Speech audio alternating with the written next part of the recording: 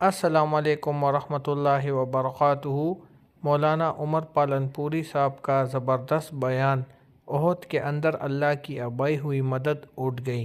بہت ہی پیارا بیان، جزاک اللہ۔ احد کے اندر اللہ کی ابائی مدد اٹھ گئی۔ پہلے مدد آئی لیکن درمیان میں ٹیمپریری طور پر مدد اٹھ گئی، ٹیمپریری طور پر، اور ظاہر میں ٹیمپریری اور ظاہر کے اندر مدد اٹھ گئی۔ وہ کیوں اٹھی؟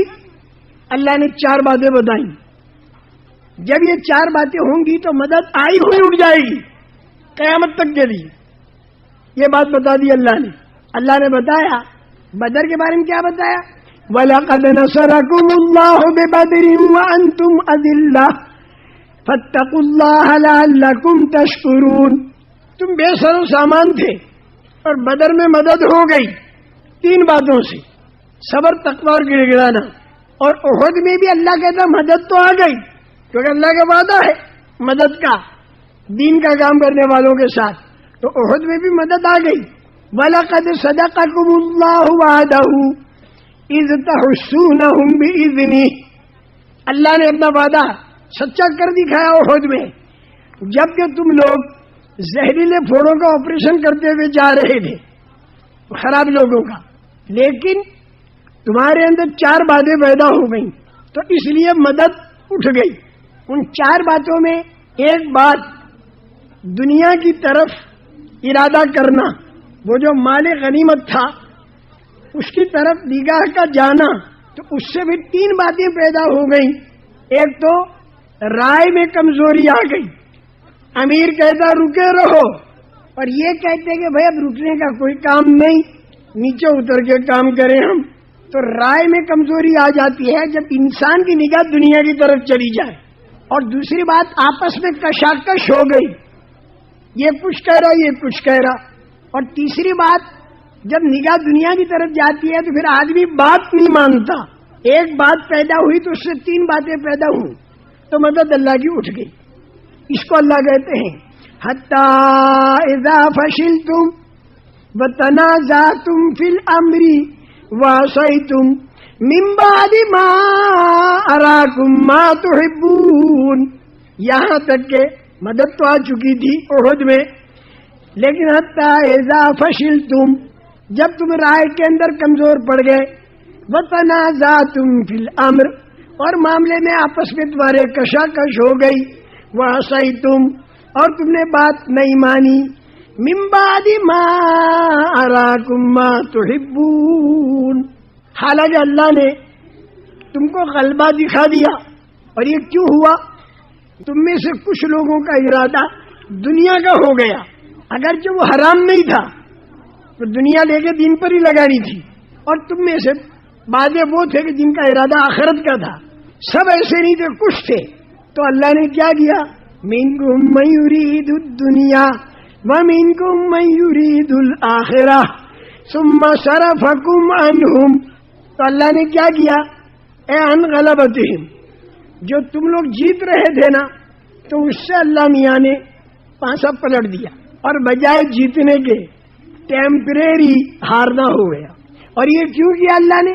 لِيَبْتَلِيَكُمْ، تاکہ اللہ تمہارا امتحان لے۔ حالات بدل کر تکلیف آ گئی، اور مدد تھوڑے وقت کے لیے بطور مصلحت کے اٹھ گئی، تو اس میں اللہ تمہارا امتحان لے رہا تھا کہ ایسے موقع پر تم کیا کرتے ہو۔ قیامت تک کے لیے اصول سب کو معلوم ہو گئے۔ 4 باتیں ہوں گی تو مدد اللہ کی اٹھ جاتی ہے۔ ایک تو دنیا کی طرف نگاہ کا جانا، ایک طرف رائے میں کمزوری، ایک طرف آپس کی کشاکش، اور ایک طرف بات کا نہ ماننا، تو مدد اٹھ گئی۔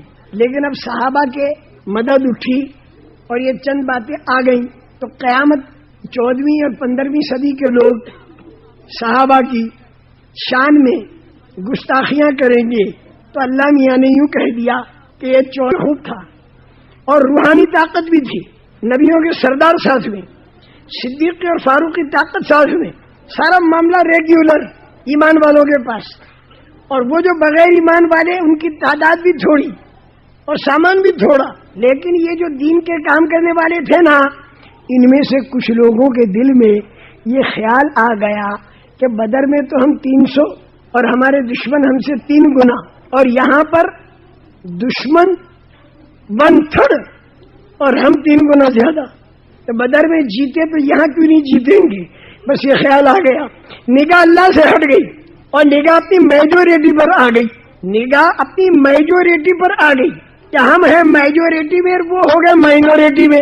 बस ये बात ख्याल पैदा हुआ तो अल्लाह मियां ने बताया कि अच्छी बात है, तुम्हारी ताकत और तुम्हारी तादाद के जरिए तुम जीत के बता दो, मैं मदद को ऊपर रोक लेता हूँ। मदद अल्लाह ने ऊपर रोक दी। जब मदद ऊपर रुक गई ना अल्लाह की, तो ये जो 12,000 थे ना, 12,000 इनके ऊपर रोक पड़ गया। हालांकि ईमान वाले हैं, हालांकि अल्लाह वाले हैं, लेकिन अल्लाह वालों की निगाह अल्लाह से हटकर अपने ऊपर आने लगी, ताकत पर और तादाद पर आ गई। कुछ की, एक चंद की, सबकी नहीं, इन पर रोक पड़ गया। अब इन 12,000 ने भागना शुरू किया, सिवाय रसूल करीम सल्लल्लाहु अलैहि वसल्लम के और सिवाय चंद साथियों के, सब पर रोक पड़ा, सब भाग गए। फिर यहां पर रसूल करीम सल्लल्लाहु अलैहि वसल्लम ने जोर से आवाज लगाई और हजरत अब्बास ने आवाज लगाई। हुजूर की आवाज क्या थी? अनन नबी ला कज़िब अना इब्न अब्दुल मुत्तलिब, मैं अल्लाह का नबी हूं, झूठी बात नहीं, और मैं अब्दुल मुत्तलिब जैसे बहादुर की औलाद में हूं। जोर की आवाज लगाई रसूल पाक सल्लल्लाहु अलैहि वसल्लम ने, और यहां पे हजरत अब्बास ने आवाज लगाई, या लल अंसार, अरे दीन के काम करने वालों कहां जा रहे? तब भी रोब इतना था कि भाग रहे। थोड़े से आदमी आ गए, 100 के लगभग हो गए यहां, लेकिन वहां 4,000 और भागने वाले 12,000 और यहां तकरीबन 100। लेकिन इन थोड़ों सौ ने जो हुजूर के साथ, इनका अल्लाह मियां समझ में आ गई बात। तादाद से कुछ नहीं होता, ताकत से कुछ नहीं होता, कैपिटल से कुछ नहीं होता, पावर से कुछ नहीं होता, माइजोरिटी से कुछ नहीं होता, करने वाले तो आप हैं। जिसकी मदद, जिसके साथ आपकी मदद होगी उसका अंजाम ठीक होगा। जब ये जहन में आ गया तो फिर अल्लाह ताला ने आसमानी मदद उतारी और अल्लाह ताला ने मैदान को हाथ में दे दिया हुनैन के अंदर। तो मेरे भाइयों और बुज़ुर्गों, जिस तरह हमने मौलाना उमर पालनपुरी साहब की आवाज़ में ये प्यारा बयान सुना, जिसमें उन्होंने ये बताया हुआ है कि ओहद में अल्लाह की अबाई हुई मदद क्यों उठ गई, क्योंकि इसकी एक वजह है और वो इस बयान में है। तो आप लोगों से गुजारिश है कि इस बयान को पूरा देखें और हमारे चैनल को लाइक, सब्सक्राइब करें और बेल आइकन पर क्लिक करें ताकि न्यू बयानात देख सकें।